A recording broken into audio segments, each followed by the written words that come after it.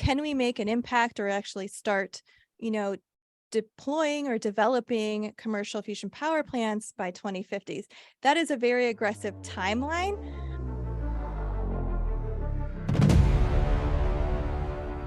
Well, hello, ladies and gentlemen. I'm Eric Planey. I am Lucas Finco. I'm Stephanie Diem. Well, welcome, Dr. Diem. Together we are the Pirates of Clean Tech. Yar. Welcome. Right? Yeah, this is a very exciting episode for us. We are trying to be very timely with the news we heard this week about the breakthrough in the U.S. Department of Energy announced about fusion. So I'm going to turn it over to Lucas to explain who our guest is, and we can take it from there. Yeah, so we have an impromptu episode that we had to get out super quick because this announcement just came out about the fusion breakthrough. So today we have Stephanie Diem, the assistant professor from engineering physics in the College of Engineering at the University of Wisconsin, of which I am an alum, in case you didn't notice.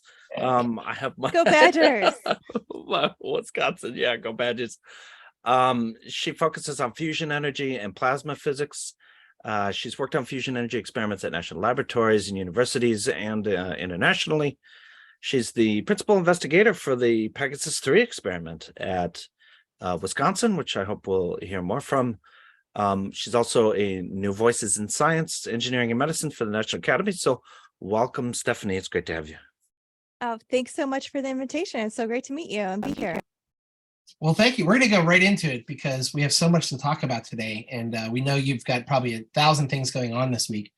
But Dr. Diem, tell us a little bit about yourself. Yeah, Let's start off with how your career developed and how you got to your current role at Wisconsin. That is a great question. I actually am in this field completely by accident. I did not know what I wanted to do for school. I just knew I could afford to go to UW-Madison for undergrad. So I'm also an alumni and I teach where I went to undergrad. I ran into some engineering students and they said, you know what, you can probably get a job pretty easily if you got a nuclear engineering degree. It combined math and physics, and I loved that. So day 2 on campus, after I declared being a nuclear engineer as a freshman, I went to the department chair and I said, who is hiring? Because I don't know how to pay for this college. And the first person who was in their office did fusion energy research. And when they explained like this amazing physics challenge of harnessing the power that powers the sun and the earth, fusion energy, and doing that for clean energy use here on Earth. And it's this amazing physics challenge and engineering challenge. I was like, yes, I'm going to do this. So it was by accident. Yeah. You don't hear that very often. You don't hear about people accidentally going into fusion research. Right? You hear that about like, medieval literature or something like that. You don't hear that about fusion. Yeah, it's like if someone else would have opened their door and hired me, I don't know where I would be. I don't know, but here I am. We're glad you're here. It was karma. Yep. Yeah, so obviously the reason we were so excited to have you as a guest and that you accepted. So the big news, the Department of Energy and the DOE's National Nuclear Security Administration, NNSA, on Tuesday announced a major achievement in fusion ignition at the Lawrence Livermore National Laboratory. A major scientific breakthrough, decades in the making, that'll pave the way, as they say, for advancements in the future of clean power. But for our listeners out there who may not have heard the term fusion ignition until this week, what exactly does that mean? And why has this news been received so positively within the media and some or all of the scientific community? Hey, that is a great question.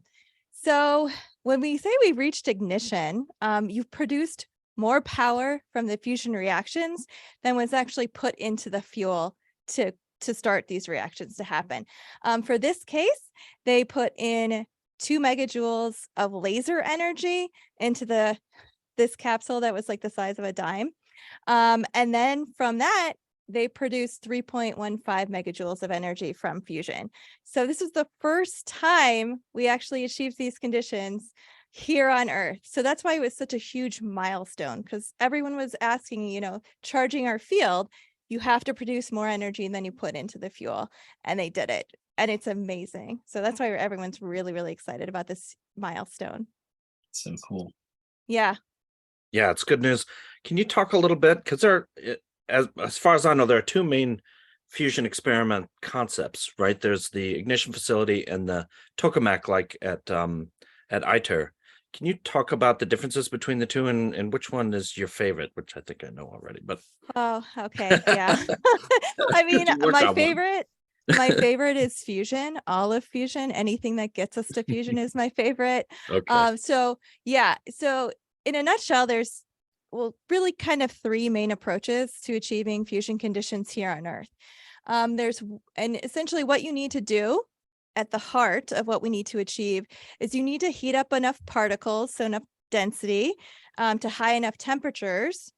And you need to hold on to these particles for long enough to get them to fuse together. So three things: density, temperature, time. Three ways you can achieve that: laser energy, like focusing lasers on the fuel and imploding it to create those conditions. I study magnetic confinement fusion energy, and for that we suspend the fuel for fusion. We create magnetic bottles to hold on to it and capture the fuel until it can heat up and fuse together. And then there's like this hybrid approach where it's called magneto-inertial, and it kind of combines the two, where you're starting up with like a magnetic confinement and you're imploding that. I'm very much generalizing it because there's a lot of different unique concepts that fit within this realm of kind of the in-between state. And so really what we're all trying to do, we're all trying to reach this goal of fusion energy. And I think it's great to have all these approaches, because that really, competition fosters innovation, and we all learn from each other too. And so that's great. Cool. I'm wondering if you can help us get a handle, because a lot of people say in the finance community want to know, like, okay, when can I build a reactor, right, that produces power? I mean, how long do you think that's gonna take? Yeah. Right. Yeah, because you bring up the financial sector, right? We need money to do the research to generate electricity. So step one was to show that it's feasible to create the conditions for fusion here on Earth, for controlled fusion. We did that. That's amazing. Next comes the developing the technology that's necessary for generating electricity. And that's really looking at sustaining these conditions for fusion, developing materials that can withstand these harsh fusion environments, because we're talking about temperatures 10 times hotter than the sun. And then developing that technology to generate electricity. So that will take time. Like anyone knows, anytime you prove this breakthrough, it takes time to develop that technology. That being said, they did mention during that announcement the White House's bold decadal vision, right?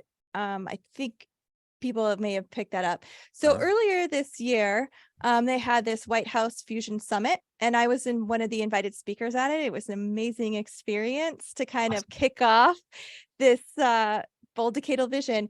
And so really what we're looking at through this bold decadal vision is identifying this technology gaps, doing the research to address them, designing a fusion pilot plant within around a decade that can actually demonstrate it's generating electricity.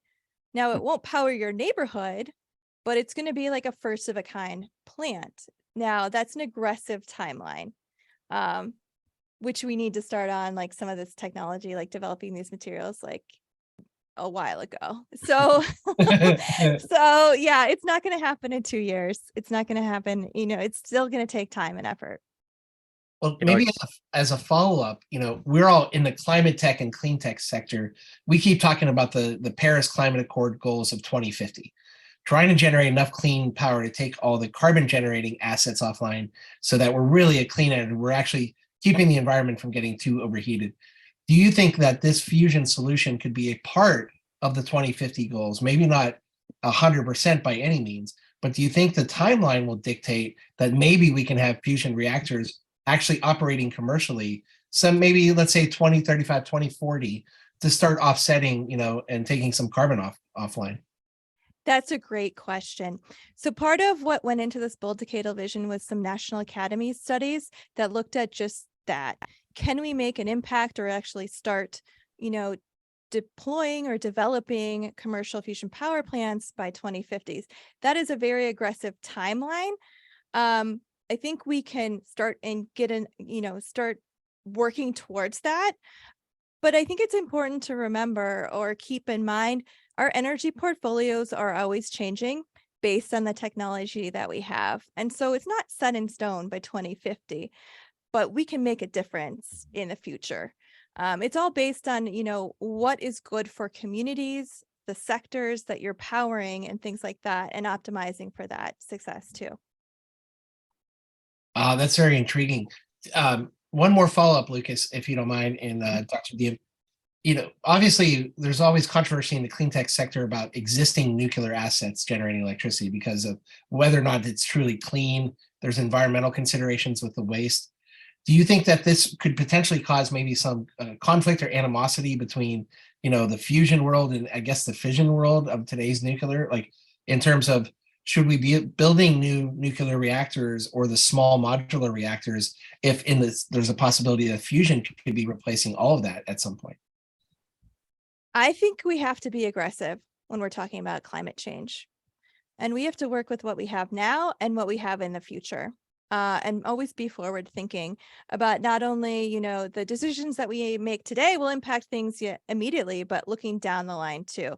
So I think there's a way for, different sectors to work together. Maybe it's what works for, advanced modular works for certain communities where, different choices work for others and things like that. I don't see animosity. I'm always rooting for the environment and ways to promote, support, and deploy clean energy. See, very Midwestern answer. We're all Midwesterners here, so we love your optimism because Thank you. that's what Midwesterners bring to the table, in my opinion. So I feel like every 10 years, right? They say fusion is 10 years off. And I believe there are some fundamental challenges, right? And so you brought up some of them. The neutron flux is really difficult and materials can't withstand it. So that's a problem. That's quite fundamental. You have the plasma instabilities and the magnetic traps. That seems to me a fundamental problem. So I believe this is what your research is addressing, right? How do we overcome these fundamental challenges? So do you think we can get there? What's your thinking? Okay, that's really, yeah. I get asked this a lot, so I got an answer. Okay, so people are like, why now? Why should we even, because you've been putting all this effort into it. And really, if we have this unique time right now, we have this convergence of things that we've never had before. For one thing, our community, we just demonstrated ignition, right? Huge milestone. Come together as a community early this year and did a strategic plan identifying the gaps and challenges to commercialize fusion energy. There's also a lot of technology that we have access today to that we've never had before. So advanced and additive manufacturing means that we can do things like rapid prototyping, also design components and build components that were either too expensive due to like the time involved, or you physically could not build them. Then we have exascale computing, which just means we can do whole device modeling. Looking at, we were just modeling, components and kind of putting it together. Now we can do whole device modeling to get this deeper understanding of what's going on. Some of that goes back to advanced modeling and understanding, and people are, applying AI to how do you change the magnetic fields to minimize or mitigate instabilities like you mentioned. It's a lot of things like that we haven't had access to today. Part of it is high temperature superconducting magnets too. We didn't have access to that before. And because of fusion, it was a private company, Commonwealth Fusion Systems, delivered and developed and deployed this 20 Tesla high temperature superconducting magnet that makes compact or smaller reactors finally possible that we didn't have access to before. Yeah. Interesting. Yeah, I think I read at Pegasus, which is your experiment, they were limited because there's only so much they could put inside the torus, and now the magnets are so much better that they can get a better field in there, right? Is that what you're talking about? Yeah, well, ours is like actually a little bit different. So I'm going to spend a couple of seconds talking about what our research is here. Yeah, If that's okay. Yeah. So we are kind of a more compact version of the tokamak called a spherical torus or a spherical tokamak. So instead of looking like a donut, it looks like a cored out apple shape. The way that every tokamak starts out is there's two magnets down the center. One of the magnets is use your main magnetic field to confine it. The other magnet is like a spark plug to start it up. That takes up a lot of space. So we took out our spark plug magnet and we have these injectors that you plug into the side, look kind of like lightsabers, and they make a small, it's just pretty, I'll send you a picture. It Okay. does. Nice. They make a little arc plasma, like a spark plasma inside. And then we apply a voltage between that injector to the side of our vessel. And it makes these ribbons from the lightsabers that fill up the vessel. And that's how we start up. Huh. So yeah, we kind of look at innovative ways that you would look at starting up fusion power plants to minimize resources or optimize space for confining magnetic field magnets. Cool. Wow. Yeah. That's mind blowing, and it's very cool that you could reference lightsabers while doing so. Yeah. I mean, yeah. Well, I guess this is all so exciting for us in the clean tech community, but people in general. What can people, our listeners are generally just starting out their careers in clean energy, but all of us who are listening, what can we do to help your mission? Because fusion is so exciting and can be such a game changer to really save this planet. What can we be doing to help advocate on behalf of all the fusion scientists out there, to put something together to really drive this forward? What can we be doing to assist? Doing to assist us, join us. There's a lot of jobs that are available in fusion because it's not just like I'm a plasma physicist, so and also the nuclear engineering side too. But it's not just engineers and scientists anymore. It's there's a lot of it's chemical engineering, mechanical engineering. It's also highly technically skilled like welders, craftspeople, because these experiments each are custom made right now to kind of work on this innovative research. It's people that are artists that are, working with us too for promotion, everything from HR to lawyers to everything, project managers, purchasers. We do have a website called usfusionenergy.org where we do have all of these jobs at all educational levels for people who are interested in supporting fusion from, joining the workforce. Also talking to your representatives too, because some of it is funded by federal research dollars and saying, I would like to support federal research funding going towards this. Or there's also private companies that are starting up that you can invest in as well. Wow, that's fantastic. So I guess with that last question, we love hearing a little bit more about your story and about how you accidentally came into the world of physics and fusion. So we have a lot of female listeners who are thinking about going into the STEM discipline if they haven't already. What advice would you give them as you're a bit of a trailblazer yourself, quite honestly? How can you help those that are thinking about going into, like you said, there's a big need right now. So Yeah. what advice would you give? I would say reach out to networks, reach out for opportunities. I always have people asking me about, opportunities in my lab or research, things like that. What really worked for me is finding people that were very supportive of me and they're there for me at all times. And also I ask for help too, because it is hard. And I do have to lean on my support structure because of it. And that's always been helpful. I also, for me, realizing science is a lot of failure and overcoming that and pushing through it, I think was really helpful as well. Oh, that's so Yeah. true. And we don't really recognize that, right? Because we're so success only, but there's a cost to it, correct? Yep. I mean, everyone's talking about how amazing and it is super amazing that we reached ignition. But what is amazing is how many times we failed and then we learned from those failures to get to that point. And that's fascinating too. Yeah. Agreed. Yep. This is really incredible. So I do have to ask, Lucas and I are both car guys. So I have to ask you, Dr. Diem, do you drive a Ford Fusion? I don't. What? I know. We did like I used to work in a national lab and like the car around the site was Ford Fusions and we're like, finally we have Fusion.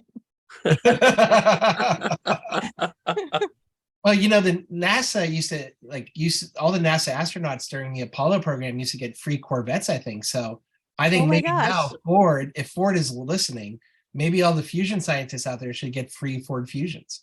I mean, I'll take a free car. All right. Hands down, I'll take it. We'll reach out to Ford. We'll see what we can do. Thank you. Yeah, we'll get on that. Yeah. Thanks. Lucas, any closing thoughts for your fellow alum? No, it's just fantastic. Again, she said you can go to usfusionenergy.org. It's a good place to get information and resources. And I see jobs are on there too. So we'll have that link below. And we'll also have some links, right, to her experiments. You can read more about it and the new discoveries. So yeah, thank you for coming on, Stephanie. Yeah. This is great. Thanks Short so much for notice, the but invite. this is so exciting. So thank you so much. Yeah, thank you. All right. Thank you. And we're back. Lucas, what a great find. And thank you so much for finding Dr. Diem. She was incredible. Yeah, she was awesome. And she's actually working on a fusion experiment. So she knows a lot about this. And I threw her some hard questions and she didn't flinch. She knows her stuff. So that was really good. Right, because we actually send ahead of time our question list, so there's no surprises. But we threw a couple at her anyways that were not on the list, and she answered them just like that. I mean, let's put it this way: she was at the White House speaking about this, so she's no dummy. Yeah. So she had some great responses. We will throw a couple of articles down below, but we're not going to cover them too much. But here, Eric has this great one on from National Geographic. So this shows the ignition facility. This is their concept. So they have a little tiny sphere of fuel with a little capsule and they shoot it with all these lasers and it gets super, super hot. So this reactor, if they were to build this, it would be kind of reciprocating, right? Because it would be like shots of the lasers at these little spheres. So that's why there's still a lot of design difficulty and challenges here. So then how do you get that energy out of there? There's another great one here that Eric had from CNBC that we'll have below. Oh, and I found this one too. This is Stephanie's experiment called Pegasus 3 at Wisconsin. So you can check that out. We'll provide this link and it looks, there it is. That's the sphere right there. Oh, and those are those little devices she was talking about, I guess, on the side there. Yeah, great stories. And like the CNBC one's a little bit cynical about, timelines, etc. But you know what? I mean, it's got to be, the question has to be asked, but I really love the Nat Geo article. If you guys can get a free trial subscription, take a look at that one. It's definitely worth it. Yeah, it's not paywalled. You just have to give them your email and then you can read through articles. So it's not super paywalled. And then here also is the usfusionenergy.org. This is their website. So there's a lot of interesting stuff on here too. So yeah, what an awesome guest, huh? Fantastic. It sucked. I think I had bad internet bandwidth today, so I hope that didn't chop up the podcast, but it was great. I think we could have her on in the future, maybe as a follow-up a few months down the road from now to see all the ramifications. But I think those of us in the clean tech sector need to follow fusion and be advocates. I don't know if I want to pull money from other sectors, government funding solar and wind right now. We need those. They're proven, but we need research dollars to really be flowing the fusion ASAP. Well, but solar and wind have revenues coming in, right? And so there's a business justification for businesses investing in that. Fusion doesn't have revenue coming in, right? So it has to be government funding. And so yeah, we don't have a choice. We still have too far to go, right? Well said. But there's still some government grant money out there, and I don't think they take allocation from wind, solar, proven technologies, put it to fusion. We need a ramp up of money spent. This is a game changer for us. Yeah, but that's a good question. I don't know if I would, commit angel investor dollars to a fusion startup even now. But no. I'd have to see their pitch, but talking to her, there's still some tough problems to be solved here. So yeah, I love her answer about 3D printing and rapid prototyping. Yeah. That makes me feel good because of the work that we've done in the past on 3D printing in the US. But at Yep. the same time, that and the materials, like, you have to create materials that are conducive to, keeping the equation on a net positive for energy gain on the fusion experiment. Yeah, and the high temperature superconducting magnets, like that was a huge breakthrough 20 years ago. Now it's like real. So that's fantastic. Yeah, it's a great science discovery, solving problem story, right? If we got up to 2040, if we actually had a working fusion reactor, helping offset carbon by 2040, I think that would be incredible. Because Yeah. I think that the ability for that thing to really take carbon off the grid in the 10 years between 2040 and our goal, Paris climate goal of 2050, would be off the charts. Yeah, and think about that investment ramp up. But like, wow, we have working fusion. Throw massive pounds of money at it, build it as big as you can get it, right? We are going to be all over the Ford Motor Company to start allocating some leftover fusions to our fusion scientists. You and the cars, you cannot talk about cars. All right. We're going to give our scientists some free love. That's all. Okay, so as always, you can find us on your favorite podcast site. You click subscribe or follow. We're also on YouTube if you want to follow along with us. And go through the articles with us. You click search for Pirates of Clean Tech, click subscribe and the alarm bell so you get notified. Yep. And obviously, views and opinions expressed by Lucas and I and our guests are those of ourselves and not necessarily the organizations we represent. Go Badgers, go Falcons. And obviously, we didn't talk too many public companies, but if we did, any securities underlying those companies, please consult an investment representative that's registered and accredited before making any investment decisions. Okay. Impromptu episode. Yep. Impromptu episode. We love it. Send us your feedback. And with that, I'm Eric Planey. I am Lucas Finco. And we are the very fusion-oriented Pirates of Clean Tech. Fusion arg. Arr! Come on, Ford.